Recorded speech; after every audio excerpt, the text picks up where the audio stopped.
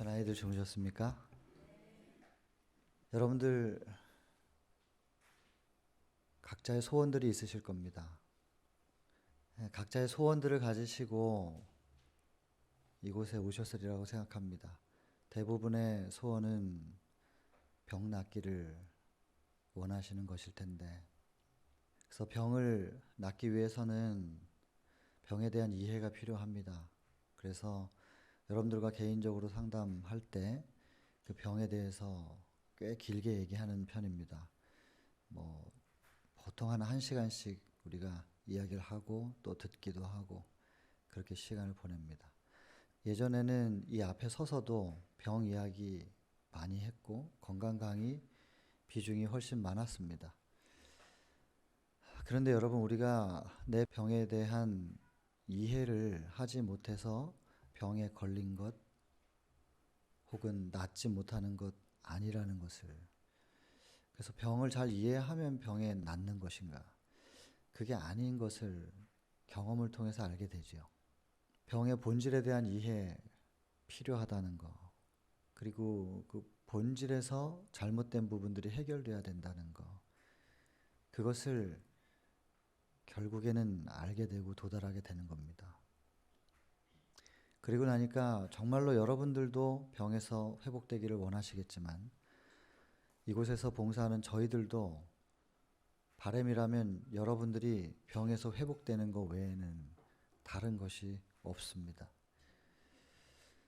그래서 참으로 여러분들이 그 본질적인 병에서 회복될 수 있는 길을 좀 더 직접적으로 전달해야 되겠다는 생각을 하게 됩니다. 성경에는 이렇게 말합니다. 이사야 58장의 3절을 보시면 우리가 금식하며 여호와께 부르짖는 겁니다. 금식하며 기도하고 부르짖는데도 하나님께서 돌아보질 않는다고 그렇게 기록합니다. 우리가 금식하며 기도하는데 여호와께서 보지 않으시면 어찌미뇨. 우리가 마음을 이렇게 괴롭게 하는데도 불구하고 여호와께서 알아주지 아니하시면 어찌미뇨. 이렇게 열심히 기도하는데 왜 안 들어주는가? 하나님을 믿는 사람들의 말입니다. 안 믿는 사람들은 고사하고. 하나님께서 대답을 하시는 거예요. 듣다 대답을 하시는 거예요. 너희가 정말로 금식하며 그거 기도하는 거라고 생각하느냐? 여기서 금식은 밥을 굶는다는 것만을 얘기하는 것은 아닙니다. 이건 지금 하나의 예배이고 경배이고 하나님과의 관계입니다. 우리가 하나님을 향해서 그렇게 바라보고 뭔가를 구하는데 왜 안 되냐는 거예요. 그러니 하나님께서 대답을 하시는 거예요. 너희가 금식한다고 하면서 그렇게 오락을 행하고 세상 쾌락 다 쫓고 세상 좋은 대로 다 하면서, 그리고 너희는 나를 바라본다고 하면서 너희 집에 종들한테는 온갖 일을 다 시켜놓고 너희들만 나 쳐다보고 있으면 되는 거냐? 기도한다고 하는 그 형식만 취하면 되는 것이냐? 그리고 그 다음 절 얘기합니다. 4절에 너희가 하나님을 믿고 신앙을 한다고 하면서 서로 그렇게 싸우고 그렇게 다투고 심지어는 악한 주먹으로 치기까지도 하는 거예요. 여러분, 여기서 악한 주먹은 실제로 주먹으로 쳤다, 이것도 포함됩니다만은 우리 속에서 사람들을 공격하는 것이 꼭 주먹만은 아닙니다. 눈빛으로 사람을 공격해서 상처를 주고요. 말로 공격해서 상처를 주고요. 다치게 하는 것이 방법이 여러 가지가 있습니다. 신앙한다고 하면서 기도한다고 하면서 싸우고 다투고 상처 주고 미워하고, 이게 과연 5절 보시면 그것이 나의 기뻐하는 금식이 될 수 있겠느냐? 그렇게 기도하고 신앙한다고 하면 내가 그걸 받을 수가 있겠느냐? 그 말입니다. 그럼 내가 원하는 기도는 무엇인가? 하나님께서 원하시는 기도, 그리고 신앙생활, 예배, 경배라고 하는 것은 무엇인가? 6절에 나옵니다. 흉악의 결박을 풀어주고. 이건 죄입니다. 죄의 결박에서 풀려나는 거예요. 그리고 죄가 속박하고 있는 죄의 줄이 끊어지고, 그리고 압제당하는 자들을 자유롭게 하고, 전부 죄에 눌려 있는 사람들 얘기죠. 자유롭게 하고 또 죄의 멍에를 끊어버리는 것이 아니겠느냐. 이것은 사단 혹은 죄에 묶여 있는 사단과 관계 있는 상태에서 벗어나서 하늘과 하나님과 다시 관계를 회복하는 이야기입니다. 그래서 수직적인 관계를 먼저 회복해야 한다. 그 얘기하고 있는 겁니다. 그렇게 되면 이게 수직적인 관계가 먼저 해결돼요. 하늘 그리고 땅. 이게 먼저 해결이 돼야 되지 않겠느냐는 거예요. 이거 되면 하늘로부터 공급되는 게 있어요. 이렇게 쭉 공급되는 게 뭐냐면 요한일서 4장 8절에 하나님은 사랑이시라 그랬거든요. 사랑하지 아니하는 자는 하나님을 모르는 것이다. 하나님을 정말로 안다면 하나님은 사랑이시기 때문에 그 하나님을 마음속에 알고 모시고 사는 사람들은 사랑할 수밖에 없는 것이야. 그 말이에요. 근데 신앙한다 그러면서 사랑이 안 된다. 사랑 외에 다른 게 없어요. 하나님을 믿는다고 하는 것은. 교리 그게 무슨 의미가 있어요. 저는 신학 전공이에요. 신학 전공을 해봤는데 신학이 그 학문이 우리를 구원하는 게 아니더란 말입니다. 수직적인 관계가 회복되면 사랑이 흘러요. 성경은 사랑을 생명이라고 했습니다. 사랑으로 우리가 충만케 되면 거기서부터 사랑이 샘솟기 시작하는 것이죠. 사랑과 벗어나면 거기에서부터 사망이에요. 그래서 어떤 것이 의고 어떤 것이 죄이냐. 죄와 의 애매하거든요. 한국에서는 죄인데 미국 가면 죄가 아닌 게 있어요. 한국에서는 좌회전 신호에서 좌회전 해야 되잖아요. 신호 안 됐는데 좌회전하면 그 죄예요. 미국이나 중국을 갔더니 좌회전 신호가 없는 곳이 많아요. 그래서 좌회전을 알아서 하는 거예요. 그냥 우회전도 알아서 하고. 그래서 좌회전 해보니까는 신호등에 파란불에 사람들이 왔다 갔다 이제 걸어 다니는데 차는 좌회전해요. 차하고 사람이랑 같이 다녀요. 사고 많이 나죠. 중국에서는 사고 많이 납니다. 상황과 환경에 따라서요. 어디는 죄가 되고 다른 곳에 가면 죄가 안 될 수도 있는 것이에요. 애매하거든요. 여러분 그렇게 성경에서는 그렇게 애매하지 않아요. 아주 단순해요. 죄. 이 죄라고 하는 것은 곧 사망이고요. 의라고 하는 것은 그냥 생명이에요. 여기 있으면은 죽어요. 여기 있으면 생명이고. 그러니까 병 낫기보다 먼저 여기 있을 거냐 여기 있을 거냐 이거 먼저 결정해야 된단 말이에요. 어차피 암 수술해서 암 떼내가지고 다시 재발 안 해도 또 죽잖아요. 100년 200년 사는 사람은 없잖아요. 근본적으로 이거 해결을 해야 된다니까요. 그러면은 병도 나아요. 그래서 근본적인 거 얘기 안 할 수가 없겠더라고요. 예전엔 계속 병 얘기를 좀 많이 해봤는데 자꾸 그런 얘기를 하니까 그래서 그런지 그분들도 소원이 그래서 그런지 여기 오셔가지고 계속 병만 생각해요. 본인의 병을 어떻게 하면 나을 수 있을까. 여러분 병의 근본이 스트레스라고 했는데 이제는 의사들도 알아요. 수천 년 전에 성경에서 얘기한 잠언 17장 22절 마음의 즐거움은 양약이고 마음의 근심은 뼈를 마르게 한다고. 마음의 근심 그 스트레스 아니에요?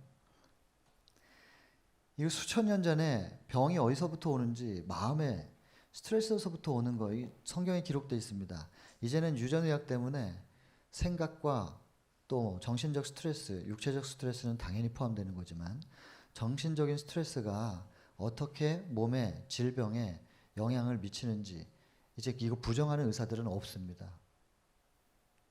그러면 자꾸 병에 집중할 것이 아니라 병의 근본, 이 스트레스에서 어떻게 벗어날 것인지를 생각해야 되는데 끊임없이 여러분들이 마음속에 누군가를 미워하고 원망하는 스트레스가 있으면서도 거기에서부터 벗어날 생각은 안 하시고 자꾸 어떻게 병 낫기를 원한단 말이에요.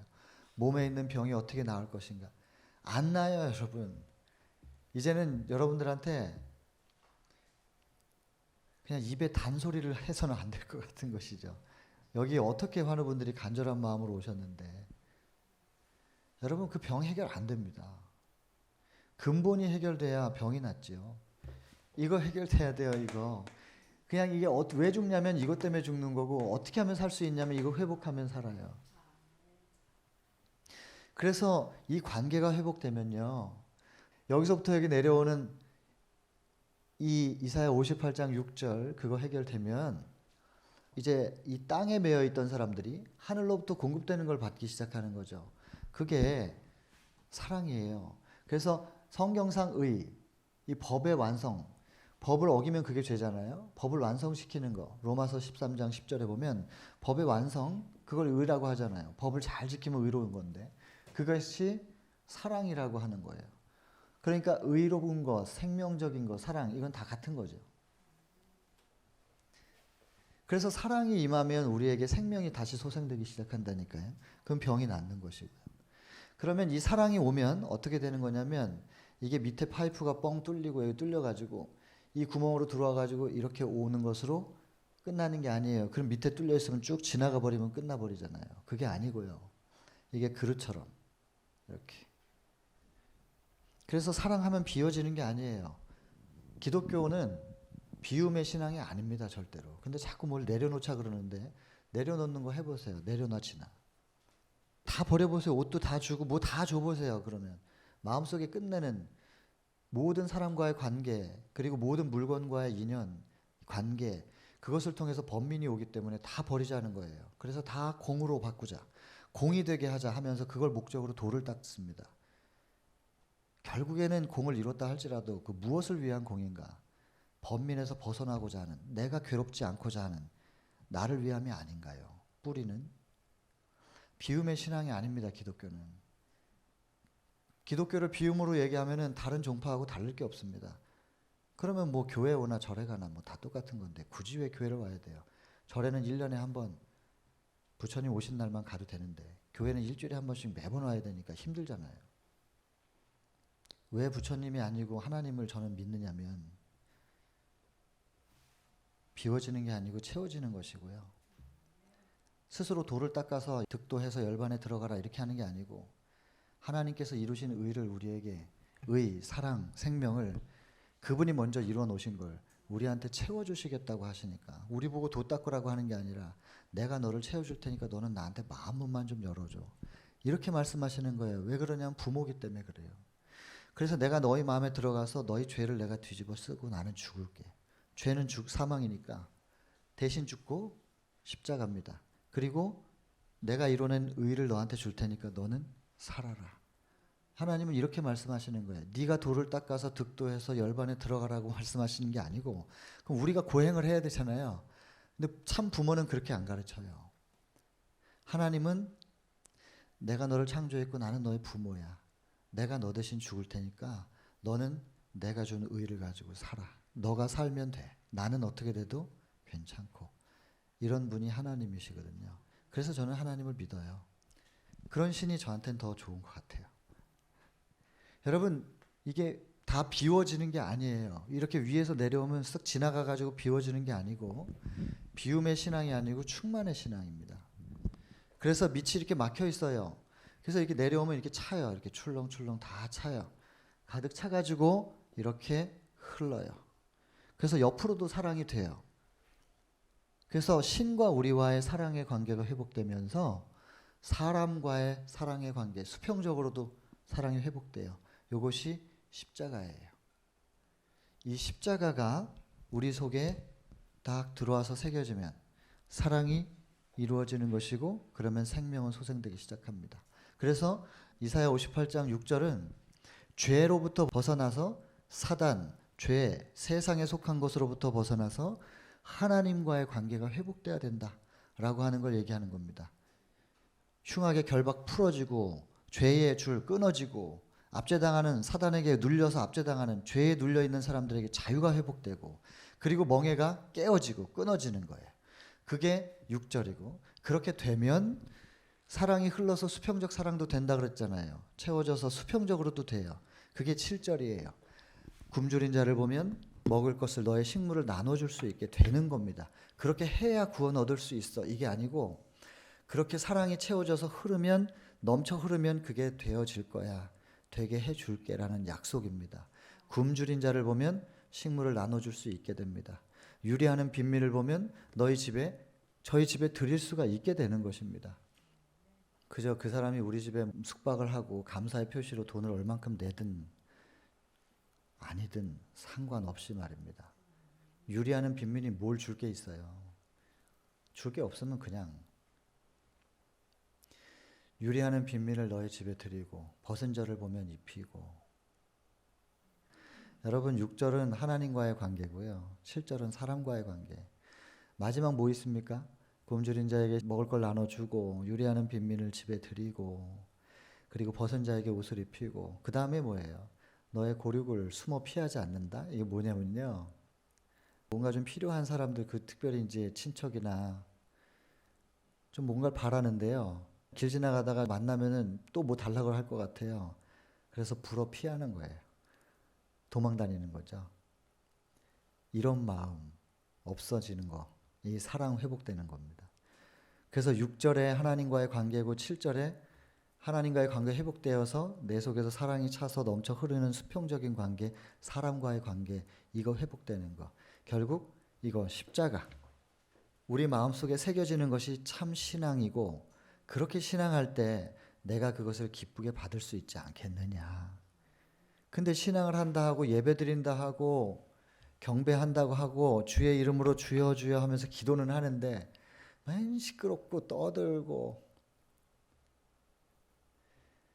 그렇게 신앙하면 내가 받아줄 수 있겠느냐, 그리고 기도하면 내가 들어줄 수 있겠냐, 그 말이에요. 이사야 59장 1절 2절 보면요, 그 다음 장인데요, 여호와의 손이 짧아서 구원치 못하시는 것도 아니다. 여호와의 귀가 둔하여 너희의 기도를 못 들어주는 것도 아니다.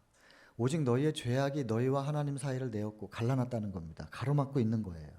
그리고 또 너희 죄가 그의 얼굴을 덮어가지고, 죄가 다 뒤집어서 이게 하나님의 얼굴을 덮어갖고 보고 듣지 못하게 하는 거지. 내가 문제가 있는 게 아니고 너희가 이게 해결해야 될 게 있는데 그거는 전혀 관심이 없으면서 그냥 싸우고 다투고 서로 미워하고 상처 주고 악한 주먹으로 치고 온갖 세상 쾌락은 다 추구하고 종들한테 뭘 다 시켜놓고 다른 사람들은 다 시켜놓고 그리고 자기들은 교회 와서 예배 드린다고 하고 있다는 거예요. 그러면서 소원을 빌면서 안 들어주시지 왜? 이렇게 얘기를 하니 그걸 내가 어떻게 들어줄 수가 있겠느냐. 지금 하나님께서 안타깝게 말씀하시는 거거든요. 하나님은 우리가 병들고 아파하고 죽어가는 걸 못 보시는 분이에요. 요한 3서 1장 2절에 보면 사랑하는 자여 그래요. 사랑하는 자여, 너의 영혼이 잘됨 같이 네가 범사에 잘 되고 강건하기를, 건강하기를 내가 간절히 구하노라, 간구하노라, 그겁니다. 여러분, 하나님은 우리가 잘 되기를 바라시는 분이시지 절대로 아프고 죽어가는 걸 바라시지 않는 분이에요. 에스겔 16장 6절에 또 이렇게 되어 있습니다. 내가 너의 곁을 지날 때에 사단에게 공격을 당해서요, 피투성이가 돼서 쓰러져 있는 사람을 보는 겁니다. 신경만 겨우 살아가지고 좀 펄떡펄떡 하는 거예요. 꿈틀꿈틀하고 있는 겁니다. 내가 너의 곁을 지날 때에 네가 피투성이 되어 발짓하는 것을 보고 내가 너에게 이르노니 피투성이라도 살라. 그분이 생명이시라서요, 생명이신 분이 손을 이렇게 내밀고 있는 거예요. 네가 살기를 원한다면 여기다 손만 얹어주면 내가 생명으로 이렇게 세워줄 테니 다시 너에게 이르노니 피투성이라도 제발이지 좀 죽지 말고 살라. 이게 하나님께서 우리를 향한 호소예요. 근데 하나님은 사랑이시기 때문에 사랑은 절대로 억지로가 아니거든요. 사랑을 어떻게 강제로 해요? 우리가 선택하고 우리가 그분을 향하여 마음을 열 때 그분이 우리 속에 뭔가를 하실 수가 있단 말입니다. 제발 피투성이라도 살라. 그 말은 내 손 좀 잡아주겠느냐. 그럼 내가 이렇게 세워줄 수 있어. 제발 내 손 좀 잡아. 이 호소예요. 여러분, 여호와의 손이 짧아 구원치 못하심 아니라 그랬습니다. 여호와의 귀가 둔하여 듣지 못하심도 아니라, 오직 해결돼야 될 게 있는 것이니까 이거 좀 생각해 봐 줬으면 좋겠다. 그러면서 이사야 58장에 1절부터 쭉 내려와서 7절까지 얘기하는 겁니다. 근데 그게 잘못된 금식과 잘못된 신앙이 뭔지를 설명하고 내가 기뻐하는 금식은 이런 거야 라고 하면서 6절 7절에 얘기한 거예요. 그러면 이런 금식, 하나님께서 받으실 수 있는 참된 금식이 회복되면 8절에 어떤 결과가 나는지를 얘기합니다. 너의 빛이 아침같이 비춰질 것이다. 여러분, 이 아침에 지금 일어나셔가지고 햇빛 비치는 거 보셨습니까? 늘 아침에 일어나 제 서재에서 창을 탁 열고 보면 산이 정면에 탁 보입니다. 그러면은 그게 제가 이제는 매일 하니까 알 것 같아요. 산 끄트머리 제일 꼭대기가 살짝 이렇게 햇빛이 아주 선이 분명하게 딱 돼 있어요. 이 앞산에서 이렇게 떠오르면서 햇빛이 비치는 각도에 따라서 선이 분명하게 딱 있어요. 아, 지금이면은 5시 한 10분. 기도하고 눈 좀 딱 떠보면은 한 중간쯤 와 있어요. 아, 9시 30분. 시간을 알겠어요. 이 햇빛이요. 근데 그게 또 그 빛이 비춰지는 거에 따라서 이 산들이 요즘 다 초록인데 빛에 따라서 그 초록의 빛깔들이 반사하는 빛깔들이 달라요. 다 똑같은 게 아니고. 그래서 여러분들 한번 보세요. 이게 얼마나 다채로운 초록의 향연이 있는지. 그 천연 개의 빛깔들을 감상하시면서 하나님의 에너지를 받는 겁니다. 이거 전부 하나님께서 창조하신 거니까. 아침빛 같이 그 아름다운, 너무나 아름다운 아침빛인데 그것이 나를 통해서 발산된단 말인가? 여러분, 생각만 해도 가슴 벅찬 일입니다. 이 물리적인 햇빛도 나뭇잎에 반사되면 그렇게 아름다운데 사랑이, 하나님으로부터 오는 그 어떻게 형용할 수 없는 사랑이 우리한테 반사가 되는 거죠. 나뭇잎에 햇빛 반사되듯이 우리에게 하나님의 사랑이 반사가 되어서 이렇게 발산이 되면 그게 저렇게 아름다울까? 그렇게 생각해 봅니다. 오늘 아침 특별히. 제 선생님 계셔요. 좀 마르신 분이에요. 물기가 없어 보여요, 사람이. 말라가지고. 요즘에는 한국에 오셔가지고 조금 그래도 나아지신 것 같은데. 얼마 전에 다녀가셨는데, 어우, 장로님이 잘생겨지셨다고. 오래 장로님을 알았던 사람들이 그런 얘기를 했어요. 제가 봐도 그런 것 같아요. 좀 한국에 오셔갖고 좀 그러신 것 같아요. 선교지에서는 정말 바짝 마르셔가지고 물기락은 없어 보이셨는데 그 물기 없으신 그분이 가끔 우실 때가 있어요. 가끔 눈물을 흘릴 때, 그때가 언제였느냐면 버스 타고 지나가다가 나뭇잎 반짝이는 거 보시고 햇빛에 반사되는 나뭇잎을 보시고 한번 우시는 거죠. 왜 그러세요? 저 나뭇잎 좀 보라고. 저런 미물도 햇빛이 비치면 반사할 줄을 아는데 반짝반짝해요. 이 차가 지나가니까 바람에 가로수들이 잎이 흔들리면서 반짝반짝하는 거예요. 저런 미물도 햇빛이 비치면 반사할 줄 아는데 늘 예수님을 바라본다고 하는 나는 그 사랑의 빛을 받으면서 과연 사랑을 할 수 있는 사람인가? 참 이것밖에 안 되어서 하면서 안타까워하시는 것이죠. 만약에 이 지금 초록의 잎들이 햇빛에 반사되는 것처럼만이라도 그 하나님의 형용할 수 없는 그 아름다운 사랑이 오긴 오는데 그 반사체가 제대로 준비가 안 돼가지고 그 사랑이 제대로 전달이 안 된다면 참 안타까운 일입니다. 소원이 그거예요. 저는 스스로 사랑을 잘 못하지만 하나님으로부터 오는 그 빛을 반사할 수만 있으면 좋겠다고 생각하는 게 제 소원인데, 여러분, 이렇게 참된 금식이 회복되면 너의 빛이 우리의 빛이 아침같이 비칠 것이고 그 다음에 너의 치료가 급속할 것이요. 치료가 급속할 것이요. 여러분, 그냥 이 치료가 급속하다라고 하는 게 절실하신 분들한테는 여기에 관심이 많으시겠지만 여기까지 도달하기 전 과정을 꼭 좀 생각해 보시면 좋겠습니다. 어떻게 하면 치료가 급속한지 하나님께서 약속해 주셨거든요. 그리고 여기에서의 이 치료는 몸만 낫는 얘기는 아닙니다. 제가 며칠 동안 성소정결을 얘기했습니다. 출애굽기 25장 8절, 내가 너희 가운데 거할 성소를 지어라. 성소가 더럽혀졌고 성소가 무너졌기 때문에, 원래 하나님께서 우리를 창조하실 때는 참 아름다운 성소를 주셨었는데 그 성전, 하나님께서 거하실 수 있는 성소가 다 무너지고 더럽혀졌단 말이에요. 이제 다시 지으라는 거예요. 출애굽기 25장 8절에 내가 너희 가운데 거할 성소를 지어라. 그런데 이 성소를 어디다 짓느냐? 이 땅에다 건축물로 짓느냐?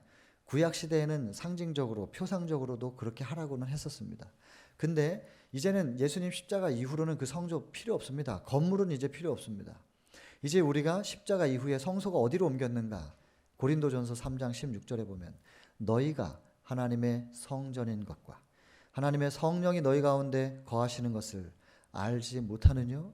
여러분, 우리 개인이, 우리 자신이요, 성소입니다. 하나님이 거하시는 성소인 것이죠. 그리고 특별히 이것이 영적인 부분으로만 얘기한 게 아니라는 거. 고린도전서 6장 19절에 보면 너희 몸을 특별히 딱 지적해서 얘기했습니다.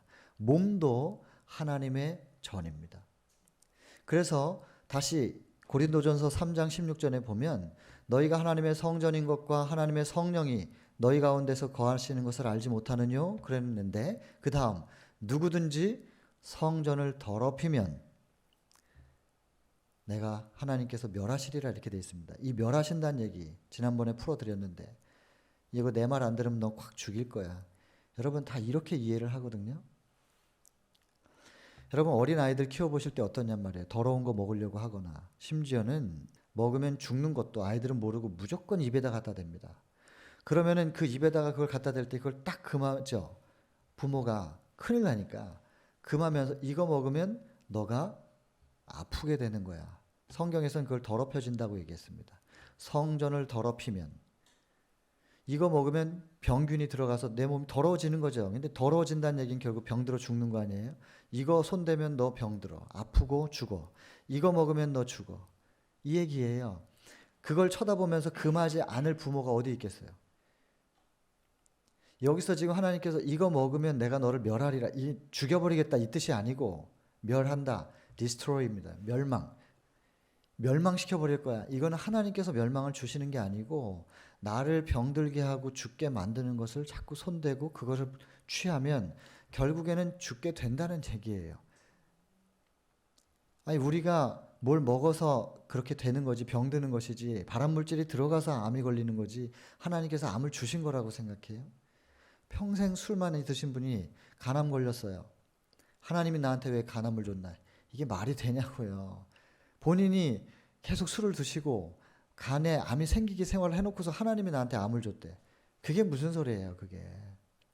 근데 부모가 뭐라 그러냐면 그렇게 해서 잘못되면 네가 왜 내 말 안 듣고 그걸 먹고 그렇게 됐어. 이게 아니고 내가 너를 교육을 잘못해서 내가 너를 좀 더 잘 케어하지 못해가지고 네가 병든 건 내 잘못이다. 이게 부모 마음 아닙니까? 학교 다닐 때 뭐 잘못해서 부모 호출되면 다 가서 절하잖아요. 제가 잘못했다고. 부모님 뭘 잘못했어요? 자식이 가서 잘못한 거지. 경찰서도 가가지고 내가 잘못했다고. 여러분 성경에서 하나님께서 내가 너를 멸하리라. 이거는 다 내 탓이다. 이겁니다. 근데 이게 지금 옛날 고어로 기록되어 있어가지고 표현이 좀 딱딱한데 전부 하나님의 품성을 오해하고 있거든요. 이사야 49장 15절 16절 자주 소개하는 말씀이지만 꼭 좀 새기시길 바랍니다. 여인이 어찌 그 젖먹는 자식을 잊겠으며 자기 태에서 난 아들을 긍휼히 여기지 않을 수가 있겠는가. 이건 꼭 아들들만 얘기하는 건 아닙니다. 이 당시에는 여자를 숫자로 치지도 않았기 때문에 성경을 기록할 때는 딸은 잘 기록이 안 돼요. 그래서 아들이라고 한 거예요. 근데 자식을 통칭해서 하는 말이죠.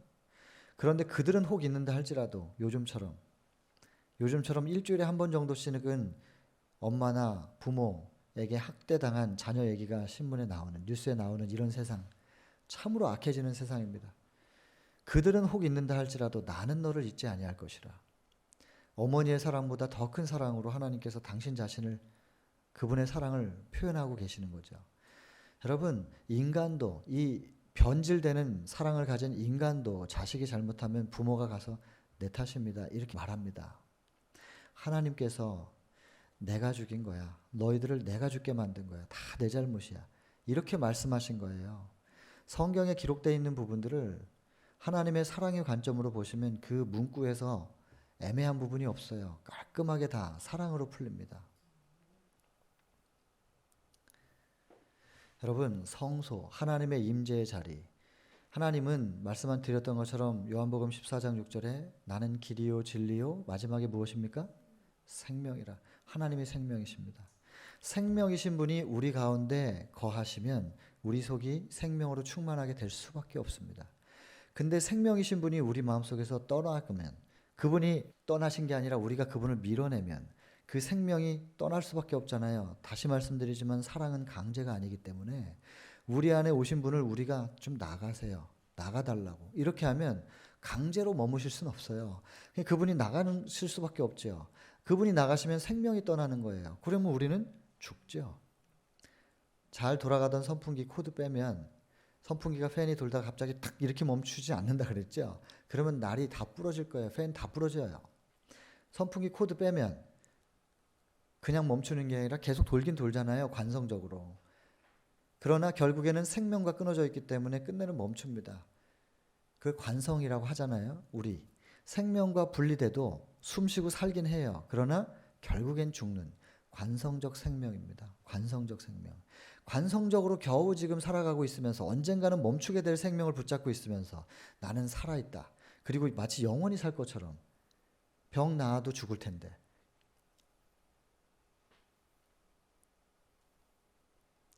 여러분 진정한 생명을 회복해야 되는데 우리 속에 참 생명이 떠나고 나면은 말입니다. 우린 결국엔 다 죽는 거예요. 그래서 성소가 더럽혀지면 죄를 받아들이면 사단을 받아들이면 하나님은 떠나실 수밖에 없는 겁니다. 근데 우리가 빛이신 그분이 우리 속에 들어오시면 어둠은 밀려갈 수밖에 없는 것이고 어둠을 몰아내고 빛을 채울 방법이 없다 그랬잖아요. 불을 켜야 어둠이 나가는 거지. 빛을 받아들이면 어둠이 나가는 것인 것처럼 생명이 들어오면 사망은 밀려나가는 겁니다. 그런데 우리가 굳이 사망을 굳이 어둠을 붙잡겠다고 그것이 나를 지금 좀 즐겁게 해주기 때문에 나는 이걸 붙잡을 거예요 하면 나는 이 사람 좀 철천지 원수라서 저 사람 잘못되는 거 끝까지 볼 거예요 하면서 그 사람을 계속 미워하겠다고 붙잡고 있으면 하나님은 들어오실 수가 없는 거죠. 근데 이거를 놓자는 게 아니고 이걸 붙잡고 있더라도 하나님을 좀 보자는 거예요. 빛을 받아들이기로 마음을 열자는 거죠. 그러면 계시록 3장 20절에 내가 너의 마음문 앞에 와서 이미 두드리고 있다. 노크하면서 누구든지 나의 음성을 듣고 문을 열어주기만 하면 내가 들어가겠다는 거예요. 그분이 들어오면 빛이 오시면서 어둠은 나가는 거거든요. 그럼 생명이 들어오면서 사망은 나가는 것이고 우리는 다시 생명으로 충만하게 될 수 있는 것이 성경적 치료입니다. 그래서 성소가 더럽혀진다는 것은 죄로 더럽혀진다는 거예요. 그걸 받아들이면 하나님은 떠나실 수밖에 없고 생명이 떠나시면 우리는 죽어요. 그런데 다시 생명을 받아들이기를 원한다고 그분을 갈구하면 그분이 들어오시면서 사망은 밀려나가고 어둠이 밀려나가는 거거든요. 이게 성소 정결입니다. 죄가 들어오면 성소가 더럽혀지는 것이고 다시 하나님을 마음속에 모시겠다고 하면 성소가 회복되는 건데 여러분 여기서 이사야 58장의 8절 너의 치료가 급속할 것이요 병에서 낫는다는 거 포함합니다. 그러나 근본적으로 더 어떤 뜻이냐면 이 구약 성경은 히브리어로 기록이 되어 있는데요. 치료라고 하는 단어를 히브리 원문으로 보면 그것이 아루카라고 하는 히브리 단어인데 무슨 뜻이냐면 무너진 성전, 무너진 성벽의 수보, 재건, 회복 그런 뜻입니다. 무너진 성벽의 회복. 그래서 우리의 치료가 급속할 것이요라는 것은 병 낫는 얘기도 당연히 있지만 동시에 하나님의 임재의 자리였던 성전의 회복을 얘기합니다. 그래서 성소 정결이 이루어질 때 병도 낫고 참 생명이 회복된다는 것입니다. 이게 성경이 말하는 병 낫는 비결입니다. 그래서 병원에 가면 몸 가지고만 치료하려고 약 쓰고 어떻게든 하긴 하지만 여러분 근본 마음과 영혼이 회복되지 않고서는 진정한 치료는 안 일어납니다. 그리고 종양 수술해서 떼어내도 재발됩니다. 항암하고 방사선 하면 더 빨리 재발됩니다. 지금 당장은 없어지는 것 같지만 눈에는 안 보이지만 기 설비와 장비로 검사할 수 있는 장비를 가지고 검사했을 때는 안 보이면 나았다고 말을 하겠지만 두고 보세요. 어떻게 되나. 죄송하지만 이거 악담 아니에요.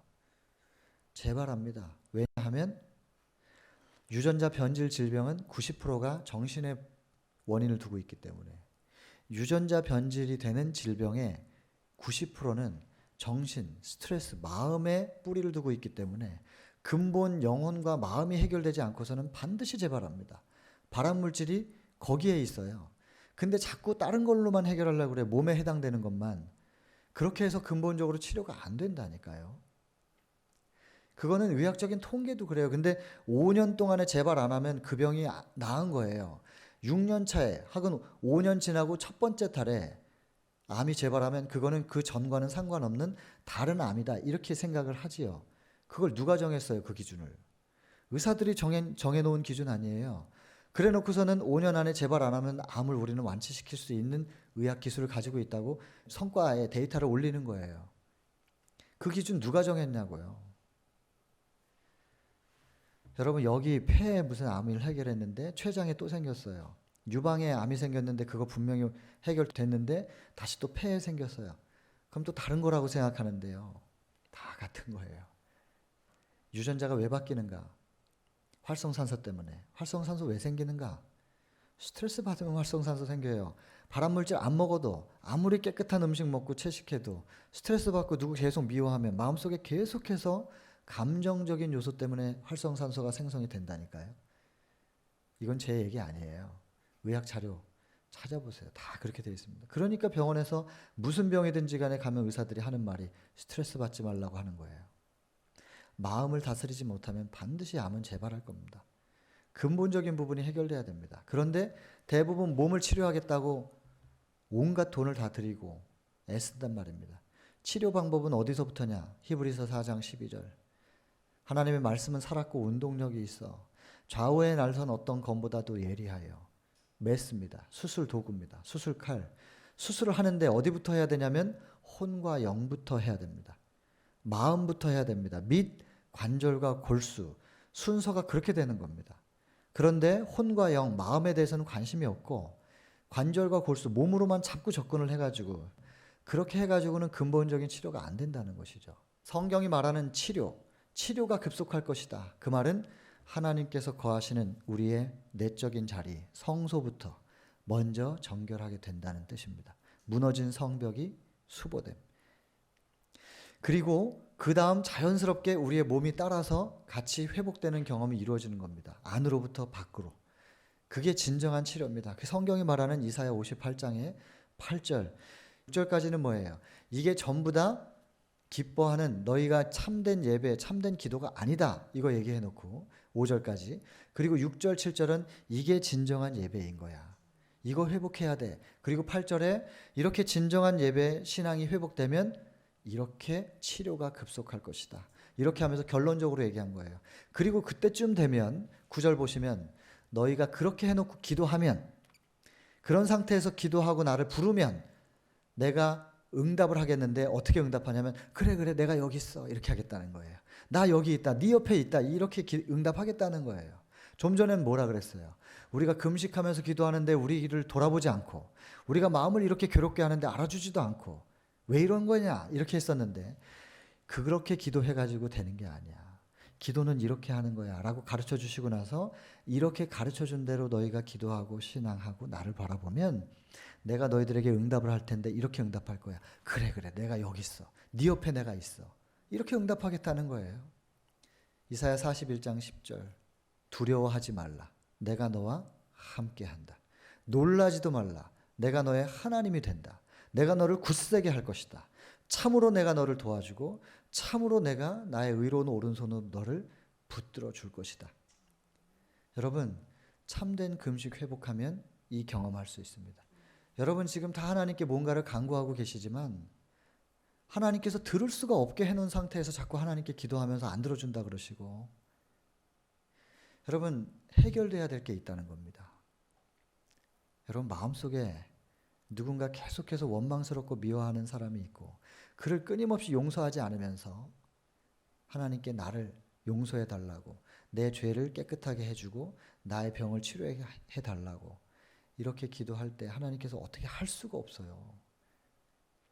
해주고 싶어도 어떻게 할 수가 없는 상태라니까요. 이사야 58장 9절에 이렇게만 하면 내가 바로 응답할 거다. 내가 네 옆에 그래 내가 네 옆에 여기 있었어 라고 하면서 이렇게 응답할 거다. 11절 보시겠어요? 너의 영혼을 만족하게 해줄 것이고 또 뭐가 되어 있습니까? 너의 뼈를 견고케 해줄 것이다. 튼튼하게 내가 해줄게. 이겁니다. 이렇게 되면 이런 것들을 경험한 사람, 하나님과의 관계가 회복되어서 치료를 경험한 사람들을 뭐라고 부를 것이냐? 12절에 나옵니다. 그런 사람들은 어떤 사람들이냐? 황폐된 곳 혹은 파괴된 곳, 이런 것을 수보하고 수축하는 자라 이렇게 일컬어짐을 받을 것이라는 겁니다. 여러분 내가 경험을 한번 하고 나면요, 이젠 이게 전하게 되는 거예요. 제가 지금 그렇게 하고 있는 것처럼. 제가 지금 여러분 보시기에 좀 멀쩡해 보이지 않습니까? 제가 하나님을 알기 전에도 이렇게 멀쩡해 보이지는 않았거든요. 이 시간상 지나온 시간들을 다 얘기할 수는 없지만 제가 그렇게 멀쩡한 사람이 아니었어요. 술에 지배당하고 있었고요. 심각하게. 또 세상의 빚에도 눌려서 빚쟁이였고, 또 정신적인 문제가 있어가지고 이게 한번 폭발하면 분노 조절 장애죠. 폭발하면 기억을 못하는. 그래서 정신 차려보면 주변이 너무 많이 망가져 있고, 생활기록부에 이렇게 적혀 있어요. 고등학교 때 웬만하면 좋게 써주죠, 선생님들이. 여기 교사 직분 가지고 계신 분 계십니까? 웬만하면 학생들한테 생활기록부는 평생 따라다니니까 좋게 써주지 않습니까? 아무리 문제가 있어도 애써서 찾아가지고 좋게 써주는데 저는 이렇게 써져 있습니다. 이 아이는 성격이 폭발적이다. 이렇게 적혀 있었습니다. 제가 온전히 아직은 이루지 못한 것 부분들이 너무나 크지만 하나님께서 치료해주고 계시는 과정이고 이미 치료받은 부분들이 상당 부분 있습니다. 제가 경험했기 때문에 제가 술에서부터 벗어났었던 것도 딱 성경절, 이 말씀입니다. 제가 지금 계속해서 여러분들에게 전하고 있는 성경 말씀 하루에 한 절씩 외웠습니다. 한 절이 좀 길면 한 줄씩 외웠습니다. 그래서 정말 하나님의 말씀은 살았고 운동력이 있다고 하신 그 말씀을 한 줄씩 외우고 그 말씀을 깊이 묵상하면서 계속해서 하나님과 대화를 했어요. 성경을 왜 말씀이라고 하냐면 하나님이 하신 말씀이기 때문에. 저는 기록된 성경을 통하여 하나님의 음성을 들어요. 신비적인 소리 이런 걸로 하나님의 음성을 듣는 게 아니고 기록된 말씀으로 하나님의 음성을 듣고, 그럼 또 나는 또 하나님께 말을 하는 거죠. 하나님, 말씀이 살아있고 운동력이 있다 그랬는데, 그래서 찔러 쪼개서 수술해서 고친다 그랬는데 저도 좀 고쳐주세요. 듣고 말하는 거예요. 그냥 하나님 쪽에는 귀를 막아놓고 내가 하고 싶은 말만 하는 게 아니고 하나님의 말씀을 듣고 나는 또 내 하고 싶은 얘기하면서 대화를 하는 겁니다. 그렇게 하루에 한 절 혹은 한 줄씩 외워가지고 하나님과의 대화할 수 있는 그 대화의 폭이 점점점 넓어지고 깊어질 때쯤 더 이상 저는 제 입에다 술을 꼴락 이렇게 딱 이렇게 넘기지 못하게 제 속에 있는 말씀이 술을 밀어내주는 경험을 하는 것이죠. 술을 내 의지로 끊는 게 아니고 말씀이 술을 밀어내주는 경험을 통하여 술이 끊어져요. 담배도 그렇게 끊어지고 나를 더럽히던 모든 요소들이 그런 식으로 하나씩 하나씩 해결이 되어가는 겁니다. 말씀의 능력으로. 저는 그것을 경험했고 제 인생은 바뀌었고, 그리고 저는 여기 서서 저를 변화시키신 하나님의 말씀을 증거할 수밖에 없는 것이고, 여러분들이 그것을 받아들이든 받아들이지 않든 그건 여러분들의 선택이시지만 강요하지도 않습니다. 그러나 저는 여러분들이 이것을 받아들일 때 어떻게 치료가 이루어질 것인지에 대해서 확신이 있습니다. 그렇기 때문에 여러분들이 참된 회복을 이루시기를 바라는 제 마음으로는 가장 근본적인 치료와 회복의 방법인 이 말씀을 증거하지 않을 수가 없기 때문에 저는 여기서 오늘도 하나님의 말씀으로 여러분들의 회복의 길을 전하고 있는 것입니다. 여러분 제발이지 회복되시기를 바라고, 회복되시고 나면 여기 12절에 있는 것처럼 그렇게 되면 파괴되고 황폐된 곳을 수보하고 수축하는 자라 일컬음을 받을 것이다. 왜냐하면 내가 경험했기 때문에 내가 전하는 겁니다. 이제 증거를 하면 그것을 다는 아니겠지만 예수님이 이 땅에 오셔서 말씀의 능력을 전했는데도 불구하고 대부분은 받아들이지 않았어요. 그러나 그것을 받아들인 사람들에게는 새 생명이 거듭남의 회복이 이루어졌거든요. 이제 그것이 소수긴 하지만 그것을 받아들인 사람들에게서 회복이 일어난다면, 참된 치료가 일어난다면 그것을 전한 사람들을 뭐라고 부르냐면 여기 12절에 황폐된 것과 파괴된 것을 수보하고 수축하는 자라 일컬음을 얻을 것이다. 여러분 그런 증인들 되시길 바랍니다. 직접 경험해보고 주변에 어려운 사람들에게 그걸 전했을 때 그걸 받아들인 사람들에게 또 그것이 일어나면 저는 증인 되는 거죠. 내가 이렇게 황폐됐었는데 네가 전한 것 때문에 내가 다시 회복됐어. 고마워. 하면 증거하는 자가 된다는 것입니다. 이렇게 되고 나서 다 설명해 놓고 나서 마무리를 뭐라고 하냐면 이사야 58장의 마무리 13절에 안식일에 내 발을 금하여 너의 오락을 행치 않고. 여러분 안식일, 여러분 10계명의 네 번째 계명이 안식일을 기억하여 거룩히 지키라 이렇게 되어 있습니다. 출애굽기 20장에 있는 10계명 장인데 거기에 네 번째 계명은 안식일을 기억하여 거룩히 지키라. 여러분 특정한 교파의 교리를 얘기하고 있는 거 아닙니다. 저희 베델 수양원은 어떤 교파에 소속되어 있지 않습니다. 그 교리를 얘기하고 어떤 교파가 참이다 그런 얘기를 하는 것이 아니고 성경이 무슨 얘기를 하고 있는지 그대로 저는 말하고 있는 겁니다. 안식일을 기억하여 거룩히 지키라 했습니다. 그것은 날짜적 개념을 먼저 생각하기보다 이 안식일이 무슨 의미가 있는가. 창세기 2장 1절로 3절에 보면 창세기 1장은 전부 창조 얘기입니다. 하나님께서 세상을 어떻게 창조했는지를 쭉 설명하시고 이제 마무리하시면서 이 그 다음 장으로 넘어오면서 창세기 2장 1절 천지와 만물이 다 이루니라. 하나님께서 창조하셨기 때문에 전부 다 이루어진 것입니다. 그리고 하나님께서 이 창조하시던 일을, 모든 창조하시던 일들을 일곱째 날에 마치시고, 일곱째 날에 마친 게 아니라 일곱째 날에 이를 때, 그냥 6일째 다 마쳤다는 얘기입니다. 일곱째 날에 이를 때 6일째까지 다 완성시키시고 일곱째 날에는 뭐 하셨다는 말입니까? 안식하셨다는 겁니다. 그래서 평범한 날과 안식하신 날은 구별되어 있습니다. 구별되다라고 하는 뜻이 뭐냐면 거룩하다 그 뜻입니다. 여러분 우리 인간적으로 거룩하다 그러면 어떤 이미지가 형성되죠? 굉장히 성자의 모습이 형성되는데 여러분 성경에서 거룩하다라고 하는 말은 원뜻이 구별되다 이 말입니다. 평상시의 날들과 이 날은 구별된 날이다. 그럼 왜 구별했는가? 창조하시고 나서 쉬면서 하나님께서 창조하신 모든 천연계를 바라보면서 그 아름다움을, 그 창조의 마지막에 창조의 핵심 사람 창조하셨거든요. 그 사람과 함께 하나님께서 어우러져 가지고 자 이것도 내가 너를 위해 창조했어. 이것도 너를 위해 창조했어. 마치 애기 방 꾸미듯이 임신하면 뭐 자꾸 사다 날르잖아요. 애기 태어나지도 않았는데 그래놓고 마지막에 이제 딱 애기 침대 해놓고 아기 태어나면 딱 거기다 눕혀놓는 것처럼 환경을 만들어 놓고 하나님께서 가장 마지막에 인간을 창조하셔서 다 이 모든 것들을 너를 위해서 내가 창조한 거야. 그러면 사람들은 뭐라 그래요?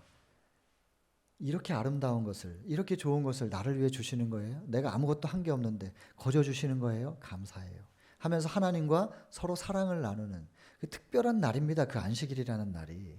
그 안식일은 특별히 하나님과 사랑을 나누는 건데 특별히 그 하나님이 어떤 하나님이냐면 창조주 하나님.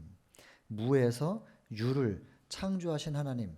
그래서 여러분 창조주를 여러분들이 다시 만나면 여호와의 손이 짧아서 구원치 못하심이 아니라 그랬죠. 창조의 능력은 변함이 없습니다. 그 창조주 하나님을 만나면 우리가 다시 재창조를 경험한다 이 말입니다. 여러분 이거 삼성 핸드폰 고장나면 어디 갑니까 이거? 삼성 AS 센터 가야 돼요.